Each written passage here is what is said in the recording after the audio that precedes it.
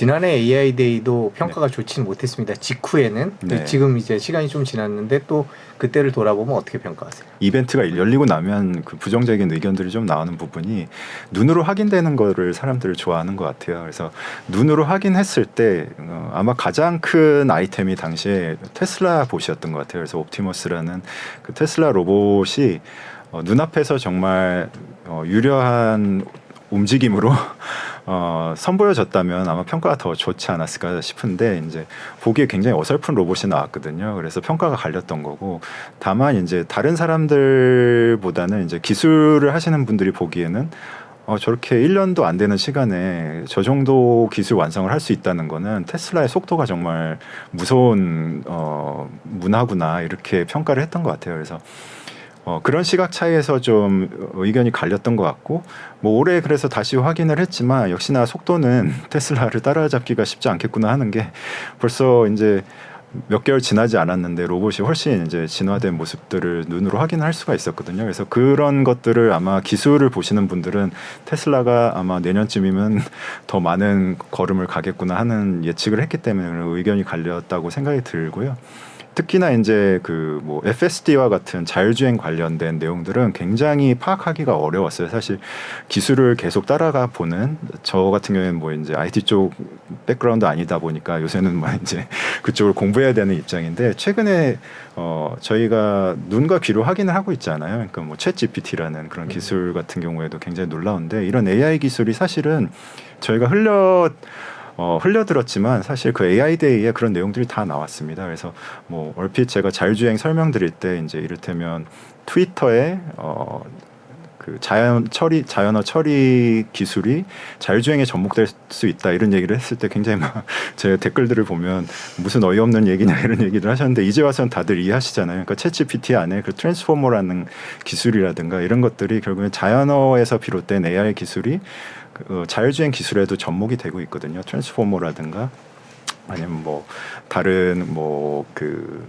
경로 설정을 하는 부분에서도 이제 언어 모델을 가지고 하고 있기 때문에 그런 부분들이 다 하나하나 AI에 접목이 되고 있어요. 그래서 이런 부분을 봤을 때 사실 일반인이 받아들이는 것보다 전문가 시작에서 봤을 때는 이런 이벤트들이 굉장히 사실 상세한 내용들을 들여다보면 굉장히 무서운 그 파괴력을 갖고 있는 기술들을 선보이고 있다 이렇게 좀 보여집니다. 2020년인가요? 그때 4680 배터리에 대한 이야기를 들고 나왔었던 걸로 기억이 됩니다. 그래서 이번에 뭐 인베스터 데이처럼 어떻게 보면 일반들이 이해하기 어려운 언어들을 사용하면서 도대체 저게 뭐 모양도 새롭지도 않고 그냥 크기만 키웠는데 저게 무슨 혁신이지 이렇게 반응들이 많으셨던 것 같아요. 근데 이제 배터리를 계속 바라보던 사람들 입장에서는 이게 어떻게 보면 꿈의 기술들을 본인들의 배터리에 담겠다고 얘기를 했었거든요. 그래서 그만큼 이제 기대도 컸지만 저게 실현 가능할까에 대한 이제 질문도 같이 할 수밖에 없는 그런 상황이었습니다. 그래서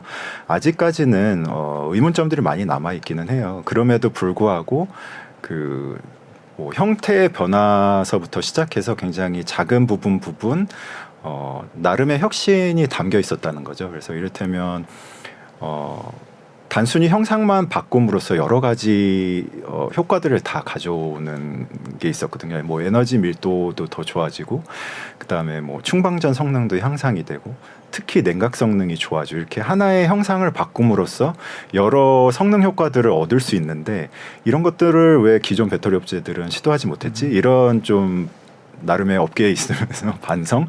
배터리 업계에서 계속 추구하던 어떤 혁신 기술들, 그러니까 뭐 건식 공정이라든지 뭐 실리콘 응급제, 그다음에 단결정 양극재 이런 혁신 기술에 대해서도 이제 선언들은 많이 했지만 사실 실제 양산에 대해서는 다들 의구심을 갖고 있거든요. 근데 시도를 해본다는 자체가 굉장히 좀 부러운 면도 있었습니다. 지금도 사실 건식 공정에 대해서는 100% 완성 여부에 대해서는 확신은 못 하고 있어요. 그래서 저 스스로도 아무리 테슬라를 좋아한다고 해도 이거는 좀 경과를 지켜봐야 된다고 생각을 하는데 완성을 할 수 있을까 이런 생각을 들지만 오늘 인베스터 데이에서 확인한 내용으로는 본인들은 이거를 시도를 한다는 거죠. 그러니까 일론 머스크가 얘기하기로는 설비를 버리는 건 괜찮다. 돈 낭비하는 거는 전혀 개의치 않는다. 시간은 버리지 마라. 그 얘기는 무슨 얘기냐면 우리가 생각하는 기술을 완성하기 위해서 비용이나 설비를 버릴 수 있다는 정도 각오로 해야지 완성을 못한다는 생각을 갖고 접근하지 말라는 거예요. 그래서 설비를 지금도 건식공정을 2개를 놓고 아직도 어느 기술이 더 우위에 있는지